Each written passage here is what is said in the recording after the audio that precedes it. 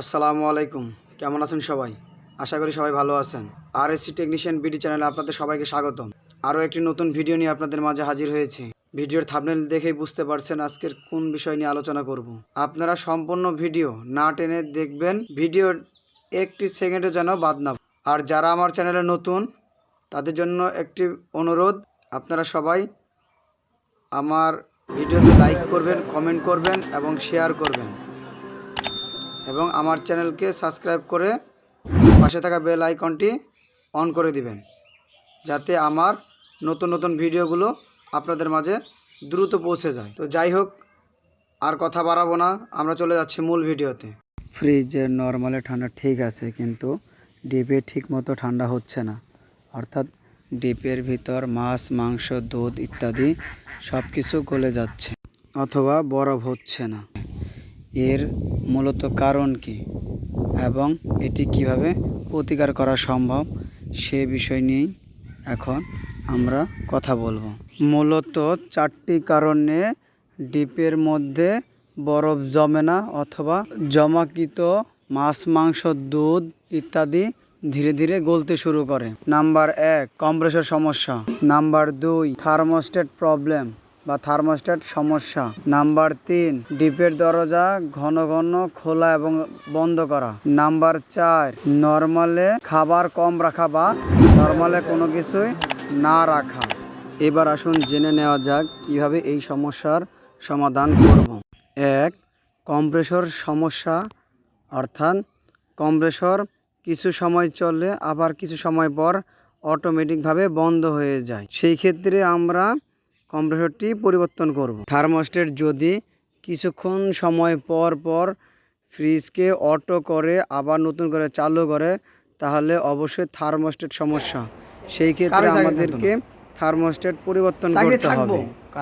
Number 3, ডিপের দরজা বারবার খোলা বা বন্ধ করা যাবে না, কারণ বারবার খোলা বা বন্ধ করলে ভিতরের ঠান্ডা বাতাস বাহিরে বের হয়ে আসে এবং বাহিরের গরম বাতাস ভিতরে প্রবেশ করে।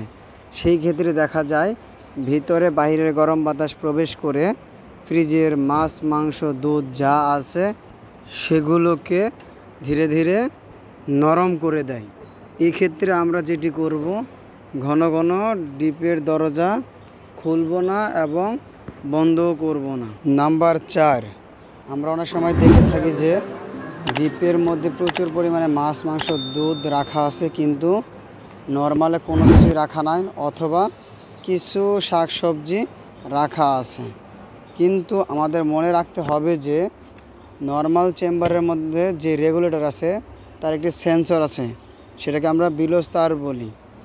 সেইখানে আপনার যখন নর্মালের পরিপূর্ণ ঠান্ডা হয়ে যায়, নর্মালের ভিতরে যখন ঠান্ডাটা পরিপূর্ণ হয়ে যায়, তখন ফ্রিজ স্বয়ংক্রিয়ভাবে বন্ধ হয়ে যায়।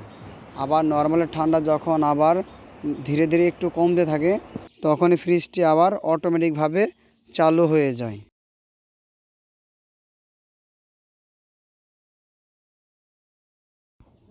এক্ষেত্রে অবশ্যই আপনাদের মনে রাখতে হবে যে ডিপে যদি মাছ, মাংস, দুধ ইত্যাদি 10 কেজি সমপরিমাণ জিনিস থাকে, তাহলে অবশ্যই নর্মালে যদি আপনারা কিছু নাও রাখতে পারেন, তবু অন্তত 2 লিটারের বোতলের 2 বোতল অথবা 1 লিটারের বোতলের 4 বোতল অথবা হাফ লিটার বোতলের 8টি বোতল অবশ্যই নর্মালে রাখবেন। তাহলেই দেখবেন ফ্রিজের ডিপে মাছ, মাংস কখনোই নষ্ট হবে না।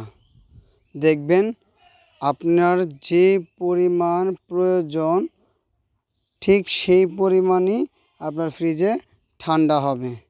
ঠিক আছে, সবাই ভালো থাকবেন, সুস্থ থাকবেন, আমার জন্য দোয়া করবেন এবং ভিডিওটি ভালো লাগলে লাইক, কমেন্ট, শেয়ার করে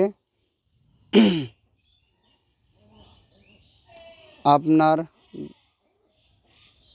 নিকটত্ব বন্ধু বান্ধব আত্মীয় স্বজনের মাঝে পৌঁছে দিবেন।